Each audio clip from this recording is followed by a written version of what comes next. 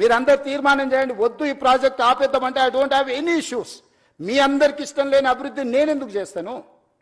ఈ అభివృద్ధిని చేసి నేనేం నాతో పాటు తీసుకెళ్లేదు ఉందా? లేదే. ఆర్టీజీఎస్ కూడా లేదు పైకి పోయినప్పుడు ట్రాన్స్ఫర్ చేసుకోవడానికి.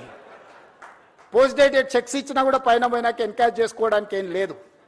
ఏం చేసినా ఇక్కడనే వదిలేళ్ళాలి, ఏం సంపాదించినా ఇక్కడనే వదిలేళ్ళాలి.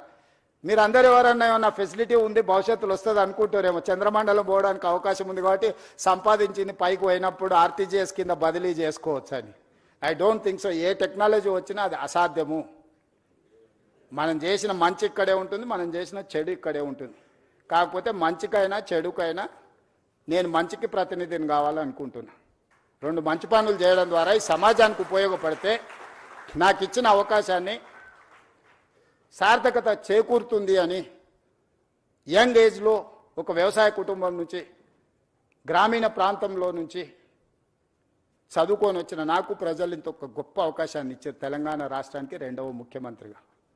చాలామందికి రాజకీయాలలో ఉండే వాళ్ళకి సర్పంచ్ నుంచి పార్లమెంట్ వరకు ఉన్న ప్రతి ఒక్కరికి ఒక ఆలోచన ఉంటుంది, ఒక్కసారైనా ముఖ్యమంత్రి అయితే బాగుండని.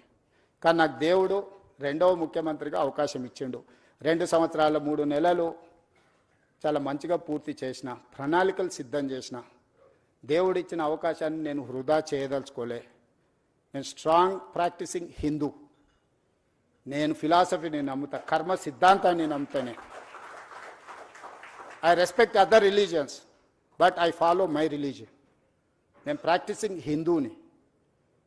ప్రాక్టీసింగ్ హిందూ అని అంటే కర్మ సిద్ధాంతాన్ని, మంచిని మంచు చెడుని చెడు అనడమే ప్రాక్టీసింగ్ హిందూ యొక్క లక్షణం. అందుకే ఈరోజు ఈ ప్రాజెక్ట్ ఎవరికి వ్యతిరేకం కాదు. ఈ ప్రాజెక్టు ఎవరి ఆస్తులను గుంజుకోవడానికి కాదు. ఈ ప్రాజెక్ట్ అనేది భవిష్యత్ తరాల కోసం మనందరం కలిసి నిర్మించుకుంటున్న ప్రాజెక్ట్. ఇది నా ఒక్కడి వల్ల కాదు. ఇలా పవర్ పాయింట్ ప్రజెంటేషన్ చేయడానికి ఎన్నో రాత్రులు, ఎన్నో గంటలు, ఎంతో మంది ప్రయత్నం చేస్తే ఆ డీటెయిల్ ప్రాజెక్ట్ రిపోర్ట్ ఈరోజు సిద్ధం చేసినాము.